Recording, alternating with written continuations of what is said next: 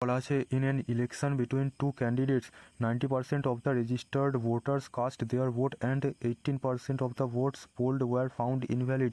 The winning candidate got 51% of the valid votes and won the election by margin of 1845 votes. How many voters were registered? তো এটা NTPC under graduate লেভেলের question. তো আমরা ধরে নেবো যে total যে ভোটার্সের সংখ্যা সেটা হলো এক্স, যার মধ্যে 90% ভ্যালিড ভোটার্স ছিল, তো 90/100 উপর নিচে শূন্য কেটে যাবে। তো 18% ইনভ্যালিড ভোটার ছিল, তো 82% ভ্যালিড ভোটার্স হবে। আর এখানে বলা আছে যে যে উইনিং ক্যান্ডিডেট তার 51% ভোট ছিল, তো যে লুজার তার 49% ভোট হবে। তো 51 আর 49-এর মার্জিন হবে 2%, তো এটা হবে 2/100। তো এটার যে ভ্যালু সেটা আমাদেরকে বলে দেওয়া আছে 1845, তো এটা ইকুয়াল টু হবে 1845।